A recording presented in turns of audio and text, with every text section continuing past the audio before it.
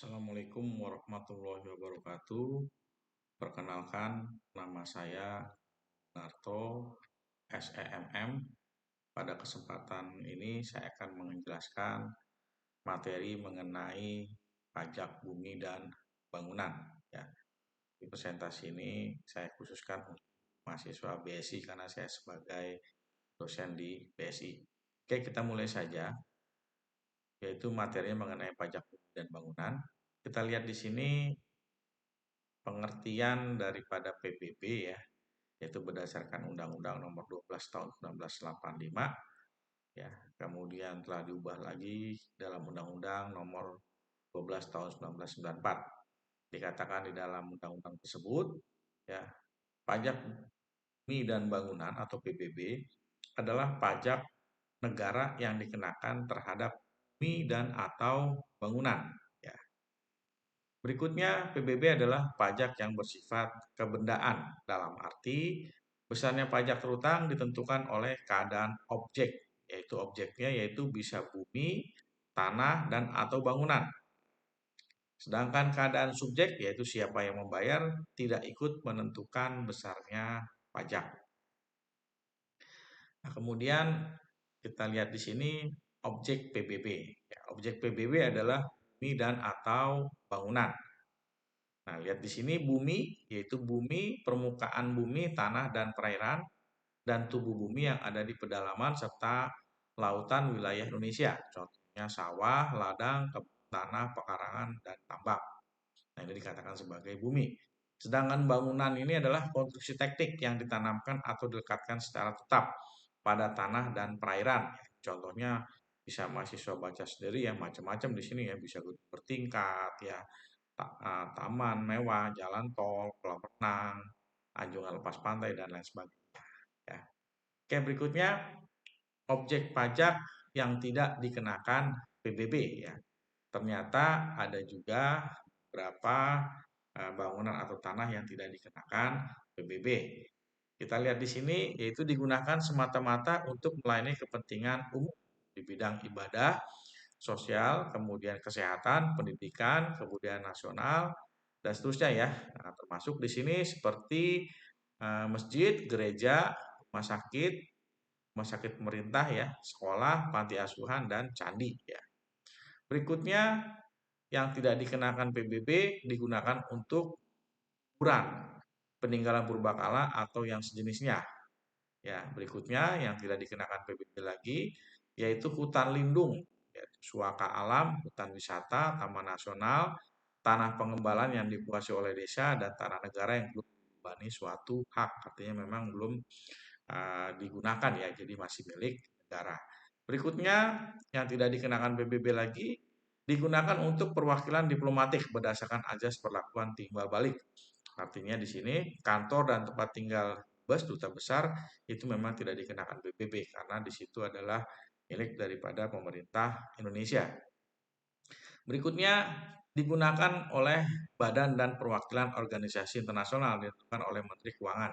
Nah, di Indonesia itu ada beberapa gedung ya yang keperluannya untuk organisasi internasional. Misalnya di Bandung itu banyak gedung-gedung ASEAN ya, dan di Jakarta juga ada beberapa gedung perwakilan daripada PBB. Nah, gedung-gedung tersebut tidak dikenakan pajak bumi dan bangunan ya. Oke, berikutnya bagaimana cara mendaftarkan objek PBB? Di sini orang atau badan yang menjadi subjek PBB bisa mendaftarkan ke dalam kantor pelayanan pajak ya. Ya. Kemudian bisa saja juga ke KP2KP ya, yang wilayah kerjanya meliputi letak objek tersebut. Jadi di mana tanah tersebut berlokasi maka di situ KPP terdekat atau kantor pelayanan terdekat yang bisa Anda daftarkan. Ya. Berikutnya subjek dan wajib pajaknya ya. Subjek pajak adalah orang pribadi atau badan. Jadi artinya yang bisa memiliki apa namanya atau yang melakukan kewajiban perpajakan bisa saja orang pribadi atau badan. Ya. Nah, di sini kita lihat yaitu mempunyai suatu hak atas bumi dan atau memperoleh manfaat atas bumi dan atau memiliki bangunan atau menguasai bangunan atau memperoleh manfaat atas bangunan. Ya, itu adalah dikatakan subjek daripada PBB. Ya. Berikutnya dasar pengenaan PBB ya. Nah, di sini ada istilah NJOP ya, nilai jual objek pajak. Nah, NJOP inilah yang menjadi dasar pengenaan PBB atau dasar daripada perhitungan PBB nantinya ya. NJOP ditetapkan per wilayah berdasarkan keputusan Menteri Keuangan dengan mendengarkan pertimbangan bupati atau wali kota ya serta memperhatikan hal-hal di bawah ini. Jadi sebenarnya yang menentukan NJOP adalah pemerintah. Pemerintah di sini ketika menentukan juga ada aturan-aturannya ya seperti misalnya dilihat dari harga-harga rata-rata yang diperoleh dari transaksi jual beli yang secara wajar ya. Kemudian yang menentukan NJOP juga yaitu dilihat dari perbandingan harga dengan objek lain yang sejenis yang letaknya berdekatan dan fungsinya sama yang telah diketahui harga jualnya. Jadi untuk menentukan NJOP biasanya harga NJOP itu sama berdekatan ya. Misalnya ada rumah itu rumah yang satu dengan yang tetangganya itu pasti karena lokasinya berdekatan pasti NJOP-nya sama ya. Kemudian nilai perolehan baru, nah ini juga diperhatikan ada setiap tahun itu kan nilai nilai apa namanya tanah dan bangunan itu pasti berubah ya. Maka NJOP juga mengikuti daripada perubahan baru tersebut. Kemudian penentuan nilai jual objek pajak pengganti ya. Nah, ini juga menjadi apa namanya dasar untuk menentukan NJOP. Ya. Berikutnya ada istilah NJOP TKP, nilai jual objek pajak tidak kena pajak. Nah, ini adalah nanti fungsinya mengurangi daripada perhitungan NJOP. NJOP adalah NJOP TKP adalah batas NJOP atas bumi dan atau bangunan yang tidak kena pajak. Jadi ada angka di sini yang sifatnya mengurangi karena tidak boleh dikenakan pajak. Besarnya NJOP TKP untuk setiap daerah atau kabupaten kota setinggi-tingginya adalah 24 juta. Ya, jadi ini ada batasan 24 juta dengan ketentuan sebagai berikut. Nah, ini sebenarnya masalah PBB itu adalah pajak daerah ya. Kita ketahui pajak bumi dan bangunan adalah jenisnya adalah pajak daerah. Yang artinya saat ini Indonesia sudah otonomi daerah ya. Artinya setiap daerah provinsi ya itu mempunyai kebijakan administrasi masing-masing masuk perpajakannya. Jadi bisa saja nanti penentuan NJOP TKP-nya itu berbeda-beda di setiap wilayah atau setiap provinsi. Nah, gitu. Oke, berikutnya setiap wajib pajak memperoleh pengurangan NJOP TKP sebanyak 1 kali dalam 1 tahun. Ya, jadi hanya boleh 1 kali 1 tahun. Berikutnya apabila wajib pajak mempunyai beberapa objek pajak, maka yang mendapat pengurangan NJOP TKP hanya satu objek pajak yang nilainya itu terbesar ya yang dan tidak bisa digabungkan atau apa namanya jadi 2 kali atau double itu tidak bisa ya seperti itu. Jadi harus satu ya seperti itu. Berikutnya dasar perhitungan PBB ya. Dasar perhitungan PBB adalah nilai jual kena pajak atau NJKP. Ya. Besarnya persentase NJKP adalah sebagai berikut. Kita lihat di sini persentasenya berbeda-beda. Untuk perkebunan, kehutanan dan pertambangan itu adalah 40%, ya. Sedangkan objek lainnya yaitu pedesaan dan perkotaan itu bisa 40 sampai ada juga 20%. Untuk yang 40% itu apabila NJOP-nya lebih besar ya daripada 1 miliar, ya. Kemudian untuk yang 20% yaitu untuk NJOP-nya yang kurang daripada 1 miliar. Oke, untuk lebih mudahnya nanti ada soal ya untuk perhitungan ini. Oke, berikutnya yaitu mengenai tarif PBB. Besarnya tarif PBB adalah 0,5%. Ya, rumus perhitungan PBB-nya yaitu tarif dikali dengan buka kurung NJOP dikurangin NJOP TKP dalam kurung. Ya. Oke, kita lihat di sini. Jadi nanti ada penyederhanaan persentase tarifnya. Yang pertama, jika NJKP-nya 40%, ya, maka dengan rumus yang tadi ya, NJOP dikurangin NJOP TKP, maka besarnya PBB yaitu 0,5% dikali dengan 40%. Ya, dikali NJOP kurangi dengan NJOP TKP. Jadi penyederhanaan tarifnya yang tadi 0,5% dikali dengan 40% jadinya 0,2%. Ya, dikali dengan NJOP dikurangi dengan NJOP TKP. Nah, berikutnya untuk yang di bawahnya yaitu 20%. Ya, kita lihat saja langsung di sini berarti tarifnya 0,5% dikali dengan 20%. Jadi penyederhanaannya menjadi 0,1%. Ya, dikali dengan NJOP dikurangi dengan NJOP TKP. Ya. Oke, kita langsung ke contoh soalnya saja. Diketahui NJOP tanah, yaitu tanah seluas 100 meter persegi, milik Pak Budi seharga 30 juta. Dan untuk NJOP TKP untuk wilayah Bogor tersebut, yaitu misalnya sebesar 8 juta. Jadi memang tadi saya katakan bahwa NJOP TKP itu per wilayah bisa saja berbeda-beda ya.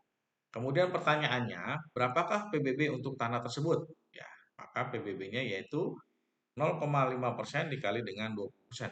Nah, kenapa nih 20%? Tadi karena harganya masih di bawah 1 miliar. Ya, kemudian berikutnya yaitu NJOP dikurangin NJOP TKP. Ya. 30 juta dikurangin dengan 8 juta. Ya. Jadi tarifnya penyederhanaan jadi 0,1% dikali dengan 2 juta. Ya, jadi PBB yang dibayar hanya sebesar 2.000. Ya. Oke, berikutnya ada contoh lagi ya, yaitu di sini kita lihat Pak Yudi adalah pemilik bisnis rumah kos di daerah Kelapa Gading, Jakarta Utara, dengan memiliki area kos seluas 972 meter persegi, dengan luas bangunan 1064 meter persegi. Kemudian diketahui bahwa harga tanah per meter persegi di lokasi tersebut ya, yaitu sebesar 3.745.000 meter persegi ya. Dan harga bangunannya sebesar 968.000 per meter persegi. Untuk NJOP di wilayah tersebut ya yaitu sebesar 12 juta. Jadi NJOP-nya sebesar 12 juta. Kemudian berapakah PBB yang harus dibayar Tuan Budi? Nah, ini kebetulan dari kasus tersebut kita lihat langsung sekaligus kita melihat bentuk daripada PBB-nya ya. Kita lihat di sini kita bentuk daripada PBB-nya. Nah, di sini ada jawaban tapi langsung bentuk dalam apa namanya formulir PBB-nya ya. Kita lihat di sini, di situ ada kolom yang pertama ya kita lihat ada kolom objeknya ya bumi dan bangunan. Tadi di soal ada bumi ya yaitu atau tanahnya ya yaitu sebesar 972 meter persegi. Ya kemudian harga per meternya ada di soal juga 3.745.000 ya kemudian dikali jadi angkanya 3.604.140.000. Nah kemudian bangunannya ya yaitu sebesar 1064 meter persegi ya kemudian per meternya itu tadi ada di soal 968.000 sehingga kalau dikali jadi 1.029.952.000 ya. Nah kemudian di total ya NJOP-nya ya total jadi 4.670.092.000 ya 4.670.092.000 ya. Sorry 4 miliar nih ya. Wah lumayan ya. 4.670.092.000 ya. Ya, mungkin salah baca di awalnya nih tadi ya. Oke. Berikutnya ada NJOP TKP ya. Nilai jual objek pajak yang tidak kena pajaknya, NJOP TKP ya. Yang tidak kena pajaknya di soal yaitu sebesar 12 juta ya. Jadi dikurangkan 12 juta jadinya 4 miliar ya. 658.092.000 ya. Oke, berikutnya tarifnya tadi 40% karena di atas 1 miliar ya. Oke. Kemudian baru dikalikan lagi dengan tarifnya 0,5 ya. Jadi cara perhitungannya 40% dulu ya, dapat angkanya 1.863.000.000 baru dikalikan dengan 0,5 persennya lagi ya. Sehingga terakhir yang harus dibayar sebesar 9.316.184 ya, seperti itu. Jadi luar biasa ya. Mungkin mohon maaf tadi saya ada salah penyebutan yang di totalan ini yang di atas ya. Jadi untuk bumi dan bangunannya ini memang totalnya sudah miliaran ya. Untuk bumi 3,6 miliar sekian, yang bangunan 1, miliar ya. Jadi luar biasa ya. Oke, ini tadi penjelasan mengenai PBB, pajak bumi dan bangunan ya. Oke, saya rasa cukup ya penjelasan dari saya. Nanti mahasiswa mungkin saya akan berikan tugas untuk latihan.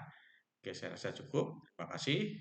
Assalamualaikum warahmatullahi wabarakatuh.